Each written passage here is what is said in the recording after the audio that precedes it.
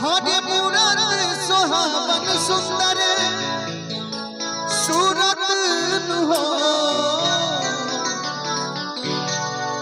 कि ऐसन मनोहर मंगल हरे मूरत सुहावन सुंदर सूरत हो। ए राजा जी करे करहल जरूरत खूब सूरत हो।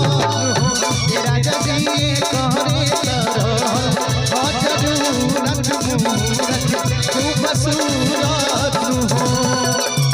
ऐसन मनोहर मंगल मूरत सुहावन सुंदर सूरत सुहावन सुंदर सूरत हो। ए राजा जी करे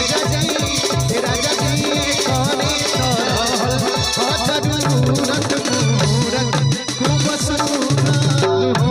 ए राजा जी करे करहल जरूरत खूब सूरत हो।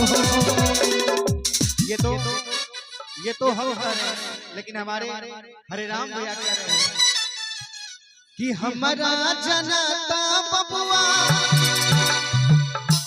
हर जीम होई है नाना इला दियम होई है हो कि हमारा जनता बबुआ जीम होई है नाना इला दियम होई है हो। ललना ललना ही के सितारा बबुआ सीएम होई होसे ऊपर सीएम होई हो। ललना ही के सितारा बबुआ सीएम होई होसे ऊपर सीएम होई हो। राजा जी कहनवा देना राजा जी खजनवा देना राजा जी कहनवा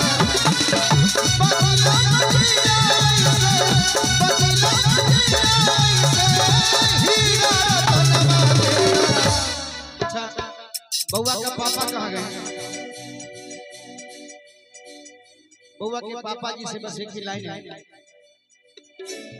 सुरेश कुमार शाह जी जितवारपुर कि बजला मंगरा ऐसे हीरा रतनवा देगा राजा जी खजनवा देगा रानी जी कहनवा देगा खजनवा देगा रानी हो कहनवा देगा। ललना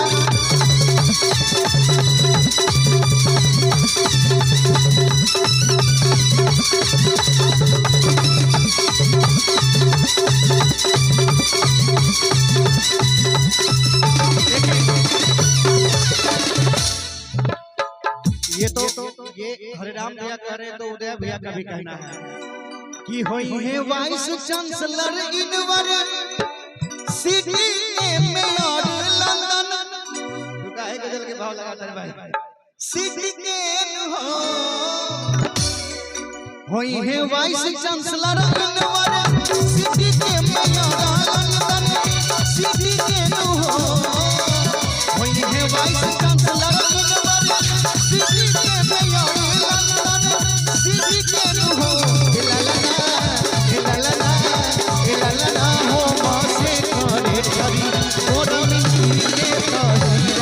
अपना मिट्टी के हो ललना हो मिट्टी के हीरा अपना मिट्टी। लेकिन इसी में हम लोग बिहारी हैं तो एक लाइन कि हाँ हम बिहारी हैं जी थोड़ा संस्कारी हैं जी। हाँ हम बिहारी हैं जी थोड़ा संस्कारी हैं जी।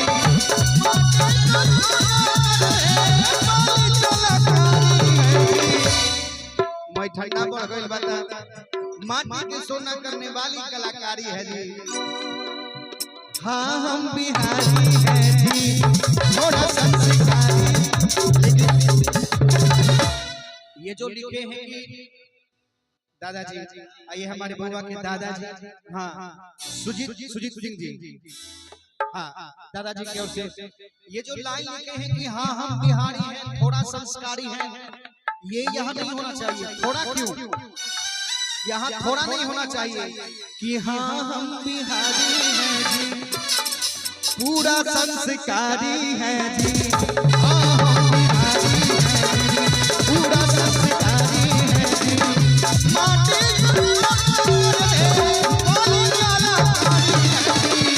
हाँ हम बिहारी हैं जी, पूरा संस्कारी है।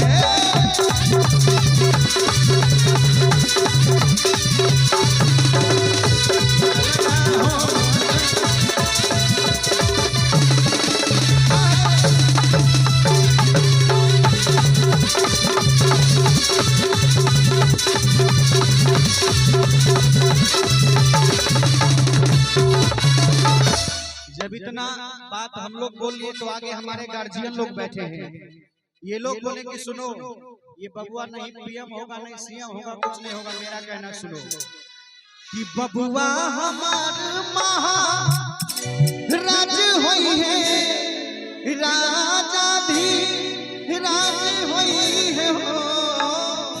बोले बबुआ के दादाजी सुजीत चाचा राजा है तो फिर राजा का बेटा राजा होगा, है ना? राजा का पोता राजा होगा तो पीएम सीएम कुछ नहीं होगा। कि बबुआ हमार महाराज होई है, राजा भी राज होई है हो। बबुआ हमार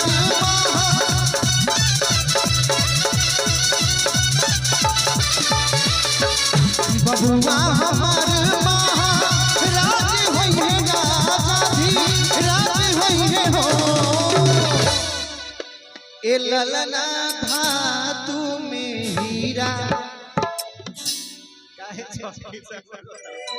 ए ललना धातु में हीरा पोखराज हुई है, सिरवा के ताज हुई है हो। ए ललना धातु में हीरा पोखराज हुई है, सिरवा के